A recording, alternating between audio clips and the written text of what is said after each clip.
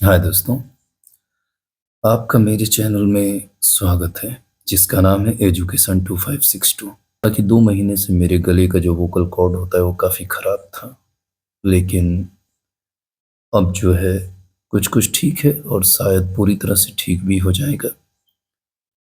तो मैंने अभी तक शॉर्ट्स वीडियोज डाले लूसेंट के, जिसमें तथ्यों को प्रश्नों के साथ में जोड़ करके और बनाकर उसको मैं आपके इस वीडियो के थ्रू आपके पास में पहुंचाता था। तो हम लोगों ने यहाँ तक कंप्लीट किया था जिसमें सातवाहन नरेश हाल के समकालीन गुणाढ़ ने किस प्राकृत ग्रंथ की रचना की, और उसका नाम था बृहत कथा, जिसकी रचना गुणाढ़ ने किया था। यह एक प्राकृत ग्रंथ है और बृहत कथा इनकी रचना थी। अब हम इसके आगे पढ़ेंगे। इस प्रश्न के अंतर्गत दिया है, इसमें 3 कथन है। दिया है सातवाहन शासक बौद्धों पर अत्याचार करते थे। तो फिलहाल में यह स्टेटमेंट तो गलत है, सातवाहन शासक बौद्धों पर अत्याचार नहीं करते थे। दूसरा है पुष्यमित्र शुंग बौद्धों को संरक्षण देते थे, यह भी गलत है। तीसरा है बोध गया में शशांक ने बोधि वृक्ष को काट दिया था। तो हाँ, ये तथ्य सही है और लिखित प्रमाणों के अनुसार अभिलेखों के द्वारा ऐसा माना जाता है कि जो बोध गया है, वहाँ एक जो बोध गया वृक्ष था, बोधि वृक्ष था, उसको शशांक ने कटवा दिया था। चलिए आइए हम अपने अगले प्रश्न की तरफ बढ़ते हैं। प्राचीन भारत में निम्न में से किस एक ने नियमित रूप से सोने के सिक्के चलवाए थे? तो उसका नाम कुषाण वंश का शासक है। कुषाण वंश के शासकों ने, इसमें 2 प्रश्न आते हैं। पहला प्रश्न ये हो जाता है कि किस वंश के शासकों ने सर्वाधिक सोने के सिक्के चलाए? तो जहाँ एक शब्द जो सर्वाधिक है अगर जुड़ जाए तो वहाँ संबंध गुप्त युग से हो जाता है, लेकिन अगर सोने के सर्वाधिक शुद्धतम सिक्कों की बात की जाए तो वहाँ कुषाण वंश सही है। अगला प्रश्न है हमारा, कलिंग नरेश खारवेल किस वंश से संबंधित है? तो वह चेदी वंश से। नेक्स्ट है, निम्नलिखित में से किस अभिलेख में चंद्रगुप्त मौर्य और अशोक दोनों का उल्लेख किया गया है? तो महाक्षत्रप रुद्रदामन का जूनागढ़ अभिलेख, इसमें जो है चंद्रगुप्त मौर्य और अशोक दोनों का उल्लेख मिलता है। क्वेश्चन नंबर 71 है, प्राचीन भारत में देश की अर्थव्यवस्था में अत्यंत महत्वपूर्ण भूमिका निभाने वाली एक श्रेणी नाम की संस्था थी। इसके संदर्भ में नीचे कुछ कथन दिए गए हैं और पूछा है कि इन कथनों में कौन कौन सा सही होगा और कौन सा गलत है।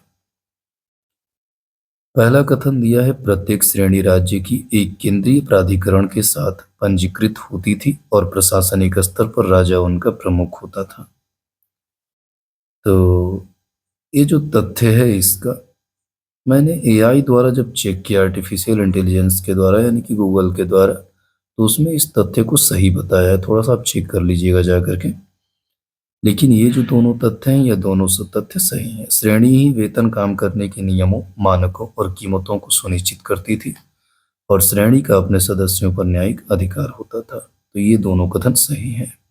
हालांकि जो लूसेंट के क्वेश्चन में क्वेश्चन आंसर दे रखा है उसके अंतर्गत पहले कथन को गलत बताया है और बाकी के नीचे के दूसरा और तीसरा कथन यह दोनों सही है। चलिए प्रश्न नंबर 72 है, किराबातक अभिलेख के संदर्भ में कौन सा कथन सही है? कनिष्क और कर्फिसस, ये जो शासक थे, इनके बीच संबंध स्पष्ट करने के लिए रबातक अभिलेख का उदाहरण लिया जाता है। तो इसके अंतर्गत विकल्प नंबर ए हमारा सही है। इसमें कनिष्क और कटफिसस शासकों के उल्लेख मिलते हैं। अगला हमारा अध्याय है 8, जिसका दूसरा भाग है संगम काल, पहली से तीसरी सदी ईस्वी। तो आइए इसको हम जानते हैं। इसमें भी आपको कुछ प्रमुख प्रश्न मिलेंगे। हालांकि जैसा कि मैं आपको पहले ही बता चुका हूँ, एक वीडियो के अंतर्गत मैं कम से कम 100 क्वेश्चन को हैंडल करने की कोशिश करूंगा। इसमें हमने पहले 67 से लेकर के 79 क्वेश्चन तक पढ़ा। 67, 370, 9, 3, 12, यानी कि अभी 12 क्वेश्चन के हमने जो है प्रारूप देखे हैं। तो आइए आगे चलते हैं। लाल चेर के नाम से प्रसिद्ध वह चेर शासक कौन था जिसने कण्णगी यानी कि पत्तनी के मंदिर का निर्माण कराया था? सेन गुट्टवन। उसका नाम क्या था? सेन गुट्टवन। इसको आप यहाँ पर देखेंगे तो ये क्वेश्चन जो है एसएससी 2002 में आ चुका है। हम ये नहीं कह सकते कि नहीं, हाँ ये इतना पुराना क्वेश्चन पूछा एग्जाम में तो ये नहीं आएगा।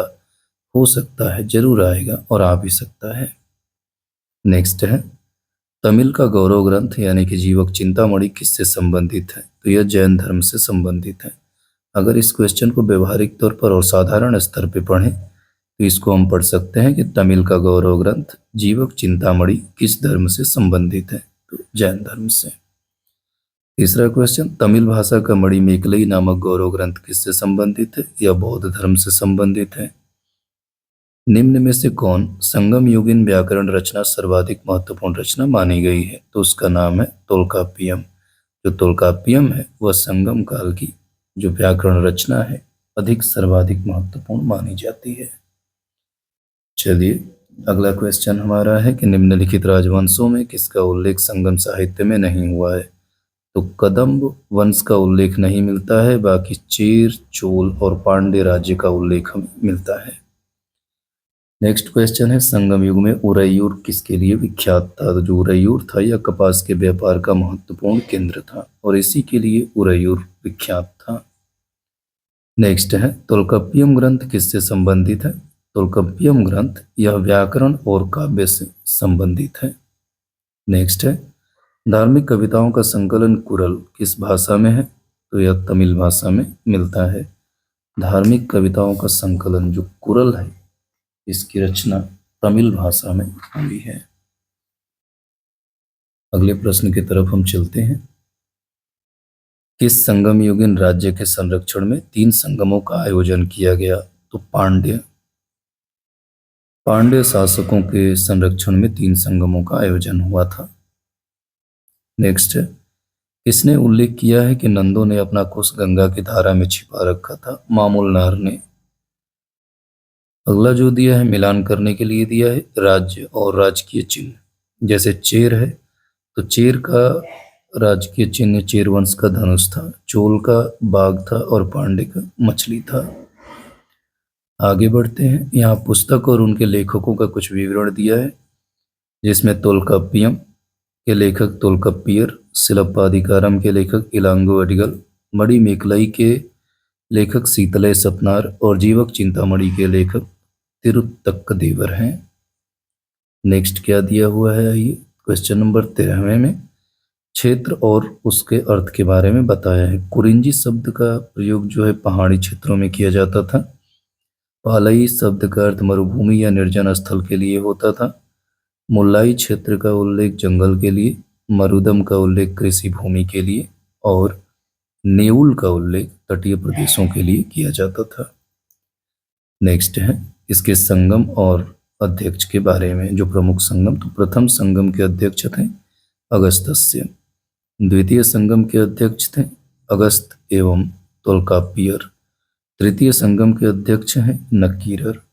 तो इस तरह से तीनों संगमों और उनके प्रमुख संबंधित अध्यक्ष के बारे में आपको जानकारी मिलती है। नेक्स्ट है कि कपाटपुरम या अलवय में संपन्न द्वितीय संगम का एकमात्र शेष ग्रंथ कौन सा है? तो उसका नाम है तोल्काप्पियम।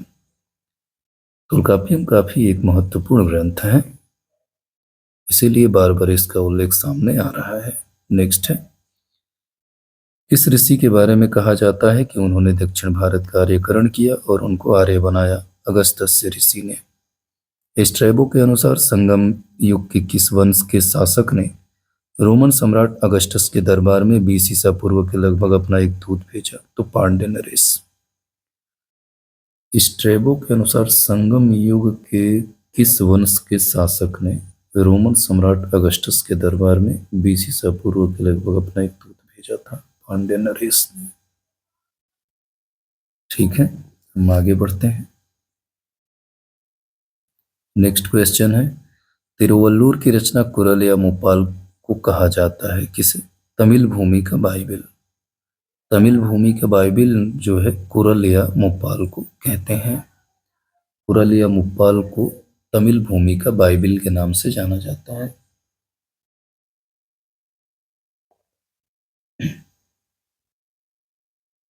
तमिल काव्य का इलियड किसे कहा जाता है? सिलप्पादिकारम को। नेक्स्ट है, तमिल काव्य का ओडिसी किसे कहा जाता है? मणिमेकलाई को। ऊहर कावेरीपट्टनम की स्थापना किसने की थी? कारिकाल ने। ऊहर या कारीपट्टनम की स्थापना कारिकाल ने किया था। नेक्स्ट है, मुजरिस किस राज्य का प्रमुख बंदरगाह था?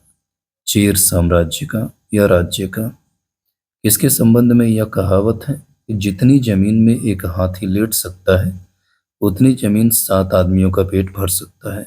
कावेरी डेल्टा के क्षेत्र के बारे में, कावेरी डेल्टा का क्षेत्र जो था वह काफी उपजाऊ था, इसीलिए उसके बारे में यह कहा गया था कि जितनी जमीन में एक हाथी लेट सकता है उतनी जमीन में कम से कम 7 लोगों का पेट जो है भर सकता है। तो इससे ही अंदाजा लगाया जा सकता है कि जो कावेरी डेल्टा का क्षेत्र था वह काफी उपजाऊ था। राज्य और प्रख्यात संबंधित शासकों का विवरण इसमें दिया है। तो जो सेन गुट्टमन थे वह चेर वंश के थे, कारिकाल चोल वंश के और नेंडुजेलियन पांड्य वंश से संबंधित थे। नेक्स्ट है, प्लिनी के ग्रंथ एवं अज्ञातनामा लेखक के ग्रंथ पेरिप्लस के अनुसार मोती के सीप पांड्य देश के किस क्षेत्र से निकले थे? कोल्वे क्षेत्र से। अगला प्रश्न है, गाय या अन्य वस्तुओं के लिए लड़ते लड़ते मरने वाले वीरों के सम्मान में खड़े किए जाने वाले वीर प्रस्तर यानी कि जो पत्थर होते थे उन्हें क्या कहा जाता था? उनको वीरकल या नाडकुल के नाम से जाना जाता है। नेक्स्ट है, प्राचीनतम तमिल देवता मुरुगन किस वैदिक देवता के सदृश हैं? तो स्कंद या कार्तिकेय के सदृश हैं। मुरुगन, कार्तिकेय। अगला प्रश्न है, संगमकालीन साहित्य में कोन, को एवं मन्नन किसके लिए प्रयुक्त होते थे? तो राजा के लिए। आगे है, निम्नलिखित में से कौन से संगमकालीन पतन पश्चिमी तट पर स्थित थे? तोंडी और मुसीरी, ये जो 2 बंदरगाह थे वे पश्चिमी तट पर स्थित थे संगम काल के समय में। नेक्स्ट है, महाकाव्य सिलप्पादिकारम किससे संबंधित है? कथानक में जैन तत्व से। नेक्स्ट है, मणिमेकलाई के लेखक कौन है? शीतले सतनार। शीतले सतनार जो है वह मणिमेकलाई के लेखक हैं। अगला प्रश्न है, प्राचीन दक्षिण भारत के संदर्भ में कोरकई, पुमहर, पुमपुहुर और मुचीरी किस रूप में सुविख्यात थे? पतन यानी कि बंदरगाह के रूप में। आगे दिया है कि निम्नलिखित में से कौन सा एक संगम कविताओं में यथावर्णित या वट्ट किरुतल की प्रथा को स्पष्ट करता है? इसमें 4 विकल्प दिए गए हैं और इसमें पूछ रहा है कि वट्ट किरुतल की प्रथा को कौन सा वाक्य संदर्भित करता है? तो युद्ध में पराजित राजा का आमरण अनशन कर आनुष्ठानिक मृत्यु को प्राप्त करना, यही चीज यानी कि वट्ट किरुतल का अर्थ होता है। ये जो वट्ट किरुतल दिया है, युद्ध में पराजित राजा का आमरण अनशन कर, यानी कि जो राजा युद्ध में हार जाता है वह आमरण अनशन कर खुद मृत्यु के वरण को प्राप्त कर लेता है। इसी को वट्ट किरुतल के नाम से जानते हैं। अब एक मुख्य बिंदु है गुप्त काल, इसको हम पढ़ेंगे। इसका समय, अगर इसकी समय की बात की जाए तो यह 319 ईस्वी से लेकर के 540 ईस्वी के बीच माना जाता है। हालांकि गुप्त संवत के बारे में हमने पिछले क्वेश्चंस में कई बार स्टडी किया हुआ है। ये जो गुप्त संवत होता है उसकी शुरुआत कर लगभग 319 या 320 ईस्वी से मानी जाती है। तो गुप्त काल जो है 319 ईस्वी से 540 ईस्वी के मध्य है। आइए इसमें जो मोस्ट इम्पोर्टेंट क्वेश्चंस हैं उनको हम स्टडी करते हैं। गुप्त वंश का संस्थापक कौन था? श्रीगुप्त। दोस्तों, मैं अगर चाहूँ तो तुम्हें बहुत अच्छी अच्छी कथा सुना सकता हूँ, लेकिन फिलहाल में इसकी ज़रूरत नहीं है क्योंकि तुम वीडियो में आते हो पढ़ने के लिए। अगर तुम्हें किसी चीज़ में टिप्पणी चाहिए, किसी चीज़ का एक्सप्लेनेशन चाहिए तो कमेंट में आप बता सकते हैं। मैं उसके बारे में रिसर्च करूँगा और ज़रूरत पड़ने पे ज़्यादा से ज़्यादा जानकारी उस चीज़ से संबंधित आपको बताऊँगा। नेक्स्ट, गुप्त किसके सामंत थे? कुषाणों के। अगला प्रश्न है, गुप्त वंश के किस शासक ने सर्वप्रथम महाधिराज की उपाधि धारण की? चंद्रगुप्त प्रथम ने। आगे मिलान दिया हुआ है, इसमें दिया है कि प्रयाग या इलाहाबाद प्रशस्ति अभिलेख किस शासक से संबंधित था? समुद्रगुप्त से। वेलसट स्तंभ लेख किससे संबंधित है? कुमारगुप्त से। भीतरी स्तंभ लेख स्कंदगुप्त से और मंदसौर लेख बंधुवर्मन से संबंधित है। नेक्स्ट क्वेश्चन है, गुप्त शासन के दौरान निम्नलिखित में ऐसा व्यक्ति कौन था जो एक महान खगोल विज्ञानी और गणितज्ञ था? आर्यभट्ट। नेक्स्ट, गुप्त शासकों की सरकारी या दरबारी भाषा क्या थी? संस्कृत। अगला प्रश्न है, इतिहासकार V.A. स्मिथ ने किसकी विजयों से प्रभावित होकर उसे भारत का नेपोलियन कहकर पुकारा है? समुद्रगुप्त को। और इस प्रश्न की महत्ता आप देख सकते हैं कि ये कितने सारे एग्जाम्स में आया हुआ है। नेक्स्ट है, गुप्त वंश का वह राजा कौन था जिसने हूणों को भारत पर आक्रमण करने से रोका था? स्कंदगुप्त ने। नेक्स्ट क्वेश्चन, गुप्त राजवंश किस लिए प्रसिद्ध था? कला एवं स्थापत्य कला के लिए। अगला प्रश्न है, अजंता कलाकृतियां किससे संबंधित हैं? गुप्त काल से। कुछ विद्वानों के अनुसार कवि कालिदास किसके राजकवि थे? चंद्रगुप्त द्वितीय विक्रमादित्य के। यानी कि जो कवि कालिदास थे वह चंद्रगुप्त द्वितीय से संबंधित थे, उनको विक्रमादित्य के नाम से जाना जाता था, उनकी उपाधि थी। लेकिन इसके अंतर्गत एक चीज और है कि जो कालिदास का उल्लेख है वह पुलकेशिन द्वितीय के हेउल अभिलेख में भी मिलता है। नेक्स्ट क्वेश्चन है,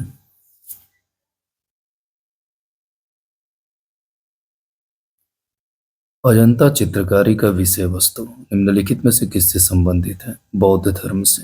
यहाँ पे धर्म की बात हो रही है कि किस धर्म से संबंधित है। वहाँ कई सारी गुफाएं हैं, उसमें से कुछ गुफाएं बौद्ध धर्म से संबंधित हैं। नेक्स्ट, उत्तर गुप्त युग में जो विश्वविद्यालय प्रसिद्ध हुआ वह कौन सा था? नालंदा था। अगला है, एरण अभिलेख का संबंध किस शासक से है? भानुगुप्त से। फाहियान किसके शासनकाल में भारत आया था? चंद्रगुप्त द्वितीय के। भारतीय संस्कृति का स्वर्ण युग, भारतीय संस्कृति का स्वर्ण युग यानी कि गोल्डन एज किसे कहते हैं? गुप्त काल को। फाहियान कहाँ का निवासी था? चीन का। सेतुबंध का रचनाकार प्रवरसिंह द्वितीय किस वंश का शासक था? वाकाटक वंश का। नेक्स्ट, इस गुप्तकालीन शासक को कविराज कहा गया? समुद्रगुप्त को। स्कंदगुप्त को किस स्तंभ लेख में सक्रोपम कहा गया है? कहोम स्तंभ लेख के अंतर्गत स्कंदगुप्त को सक्रोपम नाम से उल्लेख किया गया है। नेक्स्ट है, श्रीलंका के राजा मेघवर्मन ने किस स्थान पर भगवान बुद्ध का मंदिर बनवाने के लिए समुद्रगुप्त से अनुमति मांगी थी? बोधगया में। मंदिर निर्माण कला का जन्म सर्वप्रथम कब हुआ था? गुप्त कला के अंतर्गत।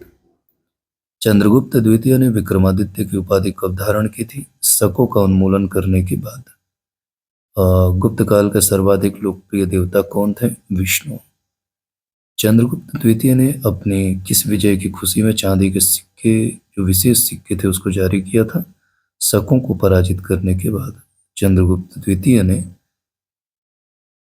शकों को पराजित करने के बाद जो है चांदी के सिक्के जारी किए थे।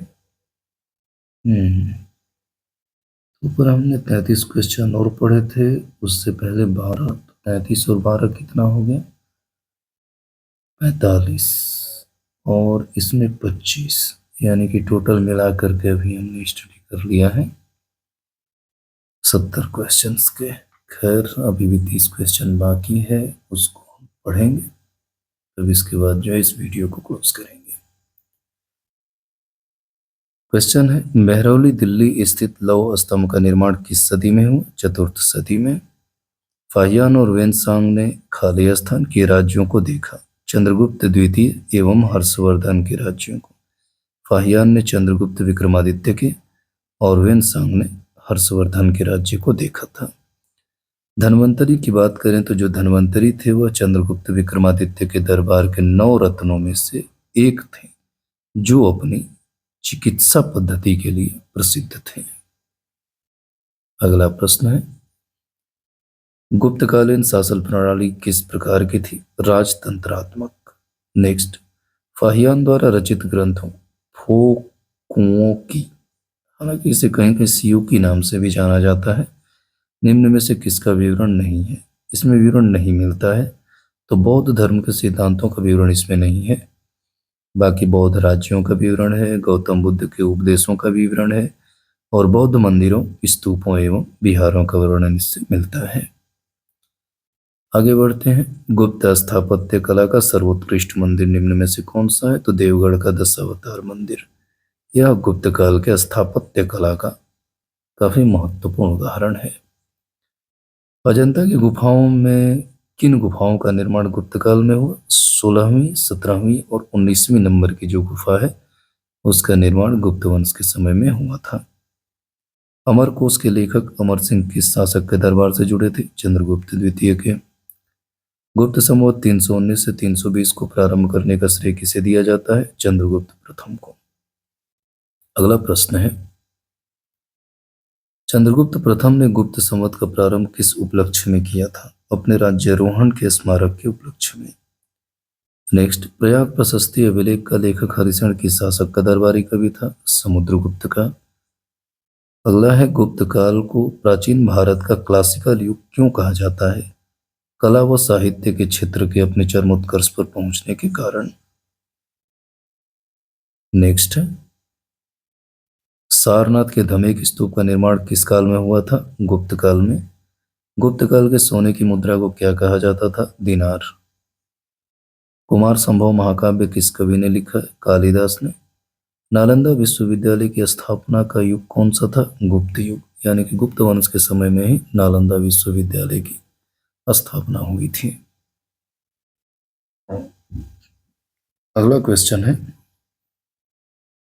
गुप्त युग में भू राजस्व की दर क्या थी? उपज का छठा भाग, यानी कि गुप्त काल के समय में जो कर लिया जाता था वह उपज का छठवां भाग लिया जाता था।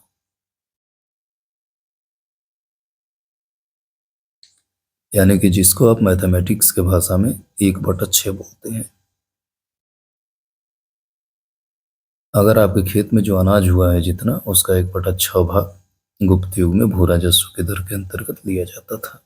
नेक्स्ट है, नगरों का क्रमिक पतन किस काल की एक महत्वपूर्ण विशेषता थी? गुप्त काल की। नेक्स्ट, किस वंश के शासकों ने मंदिरों एवं ब्राह्मणों को सबसे अधिक ग्राम अनुदान में दिया था? गुप्त वंश के।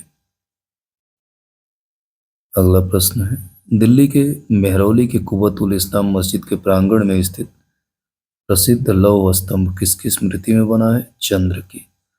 हालांकि चंद्र जो है वो दो राजा थे, लेकिन अक्सर ये जो चंद्र है ऐसा माना जाता है कि इसका संबंध चंद्रगुप्त से है। नेक्स्ट, कालिदास द्वारा रचित मालविका अग्निमित्र नाटक का नायक कौन था? अग्निमित्र। अगला प्रश्न, समुद्रगुप्त की सैनिक उपलब्धियों का वर्णन उसके किस अभिलेख में उपलब्ध है? प्रयाग के अभिलेख में। निम्न में से किस काल में स्त्रियों की पुरुषों से बराबरी थी? गुप्त काल में। और ये किस आधार पर कहा जाता है? इसका विवरण कर पाना थोड़ा कठिन है। खैर, कौन सा राजवंश हुणों के आक्रमण से अत्यंत विचलित हुआ? गुप्त युग। निम्नलिखित में कौन सा नाटक कालिदास ने नहीं लिखा था? तो जानकी हरण नाटक कालिदास ने नहीं लिखा। बाकी मालविका अग्निमित्र, अभिज्ञान शाकुंतलम और विक्रमोर्वशीयम, यह जो 3 नाटक है वह कालिदास द्वारा लिखित है। नेक्स्ट, अजंता गुफाओं के सरीखी या उसके जैसी गुफाएं जो मध्य प्रदेश में कहाँ है? बाघ या धार की गुफाएं। क्वेश्चन है कि गुप्त वंश ने किस अवधि में शासन किया? 319 से 500 ईस्वी में, जो हमने ऊपर के शुरुआती हेडलाइंस में ही देख रखा है। नेक्स्ट है, बाल विवाह की प्रथा की बात की जाए तो यह कब आरंभ हुई थी? गुप्त काल में। अभी देखिए ऊपर के प्रश्नों की तुलना कीजिए। बोल रहा है स्त्रियों को बराबर का अधिकार दिया जाता था, फिर इसके बाद बोल रहा है कि बाल विवाह भी हो जाते थे। नेक्स्ट है, सोने के सर्वाधिक सिक्के किस काल में जारी किए गए? गुप्त काल के अंतर्गत। अगला प्रश्न है कि यूरोपीय भाषा में अनुदित या अनुवादित प्रथम भारतीय ग्रंथ कौन सा है? अभिज्ञान शाकुंतलम। अभिज्ञान शाकुंतलम जो है या यूरोपीय भाषा में इसका सेंटेंस जो है कन्वर्ट किया गया है।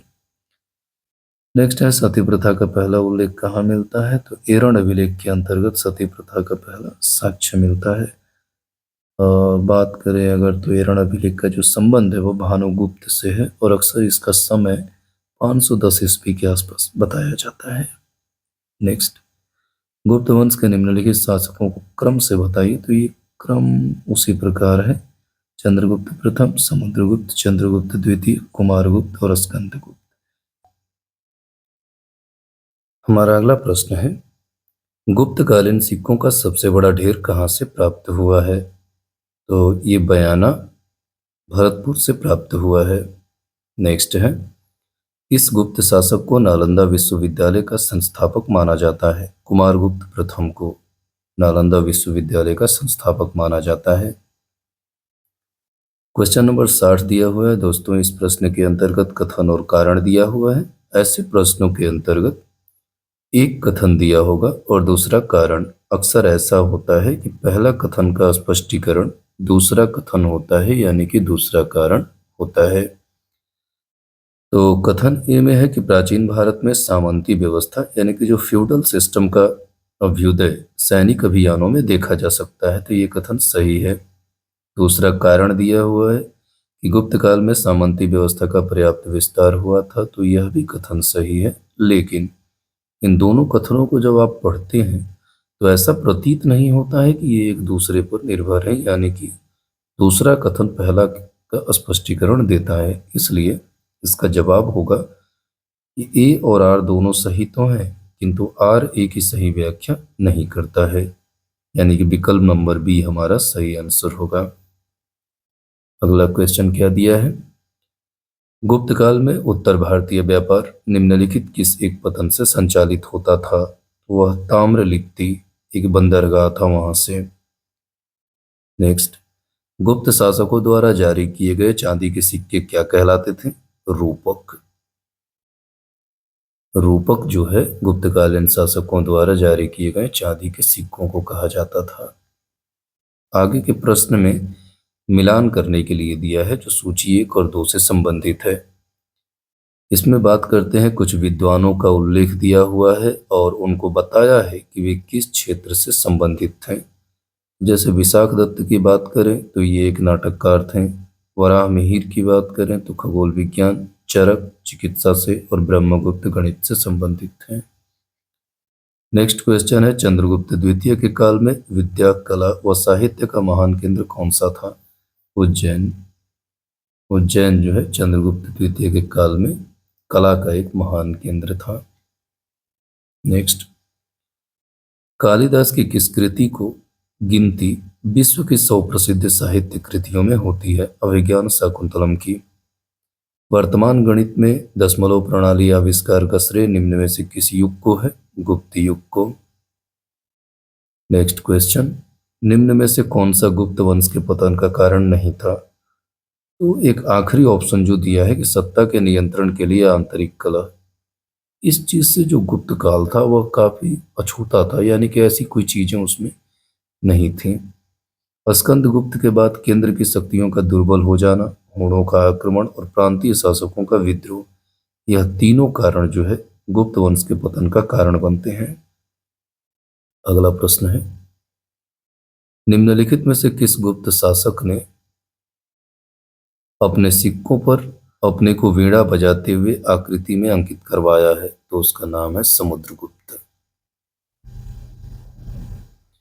समुद्रगुप्त ने अपने जो सिक्के बनाए थे उस पर खुद को वीणा बजाते हुए दिखाया है और ऐसा माना जाता है कि समुद्रगुप्त जो संगीत प्रेमी था, खासकर वीणा का।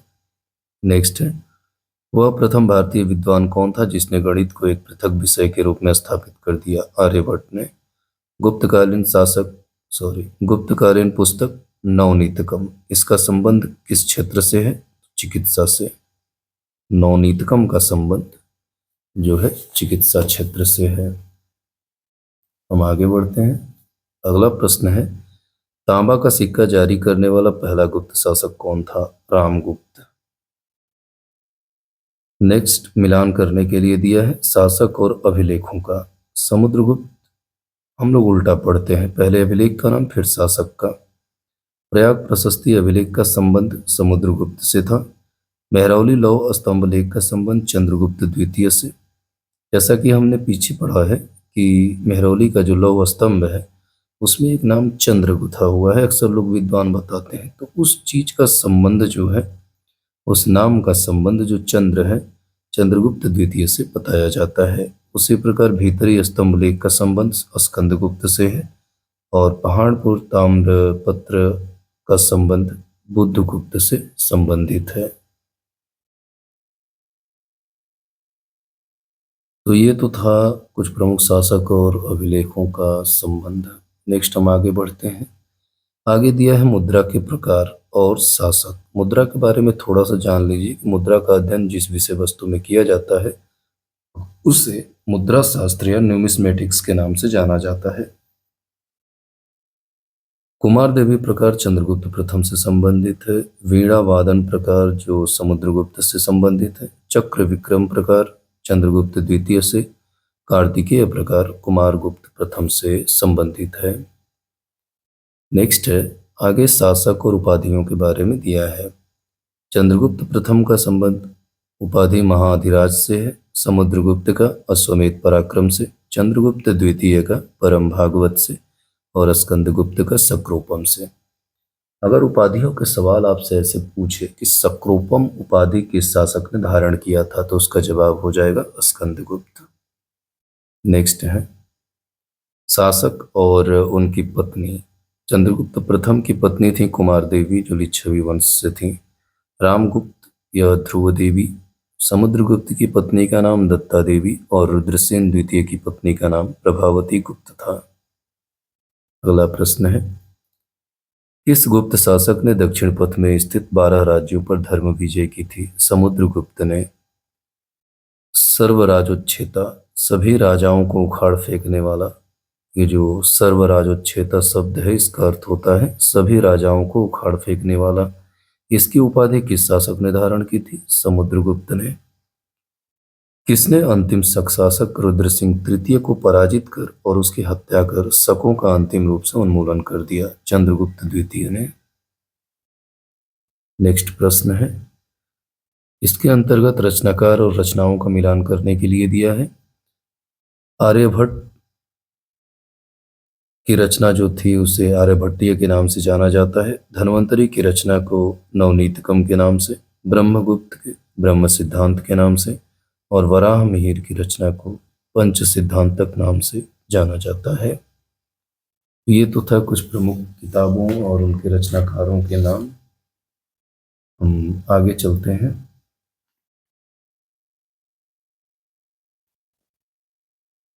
दोस्तों, लुसेंट के अंतर्गत चीजों को काफी एक सिस्टमेटिक ढंग से इसके प्रश्नों को बताया गया है। मैंने इसके प्रश्नों को कॉपी करके चैट जीपीटी और परप्लेक्सिटी के द्वारा देखा था। तो इसमें ऐसा था कि जिस तरह से इसमें शब्दों का सही इस्तेमाल कर करके क्वेश्चन को बनाया गया है, तो एआई के थ्रू इन चीज़ों को तोड़ तोड़ करके उसमें बता दिया गया था।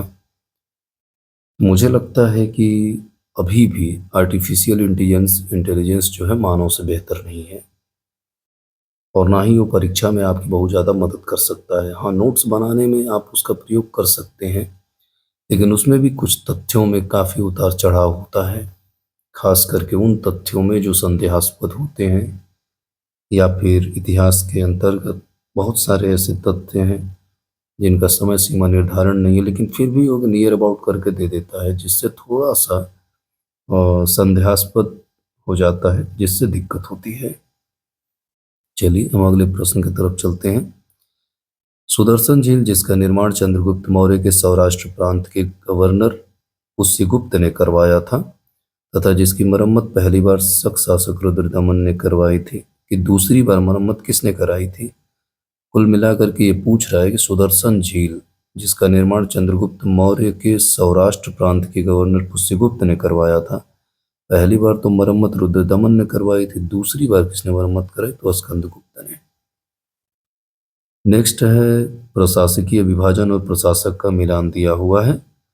तो भुक्ति या प्रांत, उसके जो प्रशासक होते थे, अधिकारी होते थे प्रांत के, उसे प्रांत को उस टाइम भुक्ति कहा जाता था, उसे ऊपरी के नाम से जानते हैं।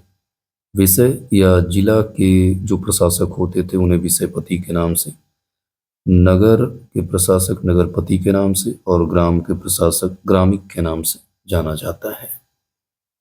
नेक्स्ट क्वेश्चन है, अगले में दिया है कि आप बताइए कि इसमें से कौन सा सुमेलित नहीं है।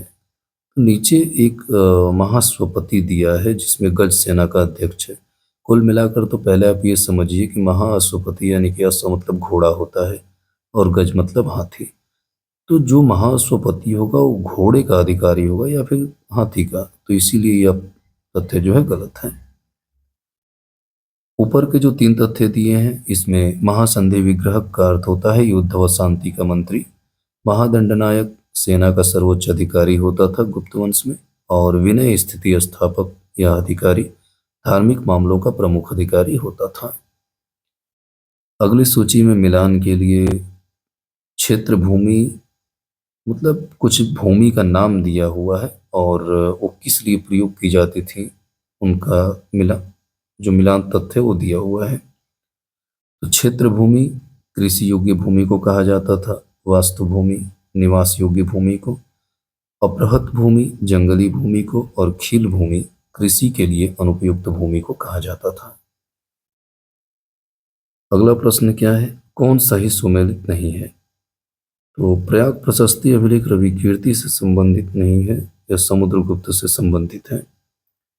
किरातार्जुनीयम भारवी ने लिखा था, दस कुमार चरितम दंडिन ने और मृच्छकटिकम शूद्रक ने लिखा था। ये रचनाएं हैं।